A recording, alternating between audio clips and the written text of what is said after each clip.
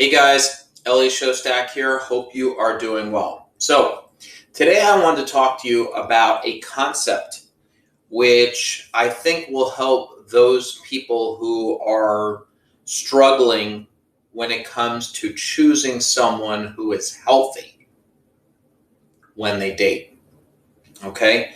So, one of the things that many people, and I myself for many years, struggled with is the concept of authenticity. What does it mean, authenticity?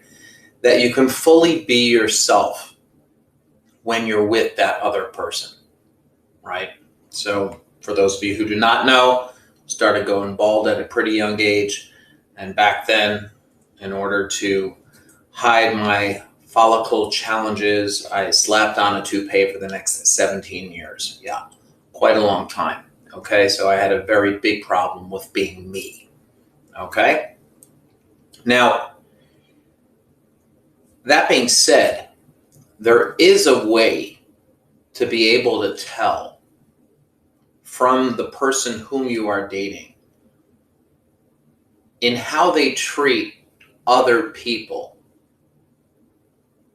which might be indicative of how they will eventually treat you within the relationship. What do I mean? So this popped into my brain over the weekend. How you treat someone is how you treat everyone. So what does that really mean? If you think that you are better than other people, you're not. Okay, now breathe. What I mean by that is if you have judgments in your brain that because you're this or you're that makes you better than other people, you are automatically going into the dating world with conceptions about who you are that's going to cause you to have conflict. Okay?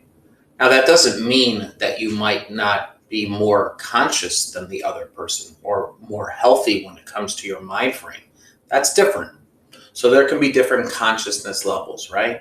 But if we start off at the base level, that you release this judgment about yourself as being better than, or even worse than, right? When you walk in with this feeling of, oh my gosh, I hope he likes me, I hope she likes me, oh my gosh, oh my gosh, oh my gosh, right?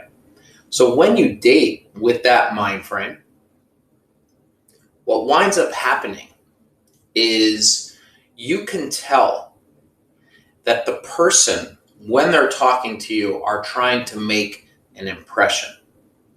What does that mean? They're trying to go ahead and show you their better self, their best self, right? But that on some level means that they're not really being themselves when they date, right? Because when the waiter comes over to the table and asks a question and the waiter walks away and the person whom you're with rolls their eyes, or they don't even give the waiter any attention whatsoever. They're busy checking their phone. They couldn't really, Now, I'm not saying that this means that how you treat someone is how you treat everyone. If you're having a bad day and your general being is that you treat everyone with respect and kindness, okay, so everyone's allowed to have a bad day. But if your percentages are one where you are constantly looking at one being better than the other, so with the date, I need to be on the best self. And this goes for you as well as the person whom you're dating. I need to be on a certain level. I got to make that impression. I got to show him that I'm this so that he'll want me. I got to show her that I'm this. You're completely off. Completely off. Okay? You're being inauthentic. They're being inauthentic. And the people whom you're relating to are two thought patterns in the brain. I'm going to act this way, so he thinks this way. She'll act this way, so he'll think that way, or she'll think this way about what she will think and what he will think about he will.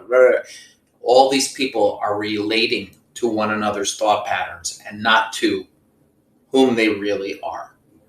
So the concept of how you treat someone is how you treat everyone means that if you do walk around with the feeling that you are better than others or less than others, okay? It goes on both sides. You have the haughty, oh, I'm the greatest, and then you have the low self, oh, I don't know if I can get, no. Let's knock all that crap out, okay? That's what I teach all of my clients.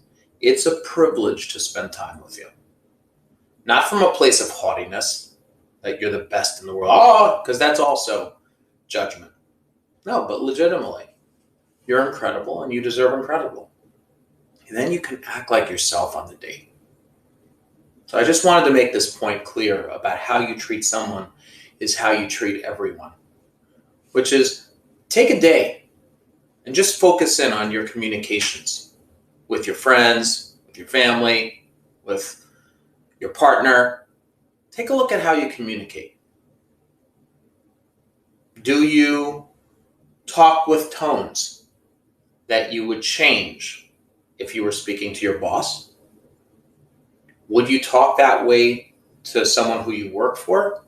Or would you change it and spend time adjusting it because you'd want them to think a certain way so that this way you could get something from them, right? Because that's what a lot of dating is.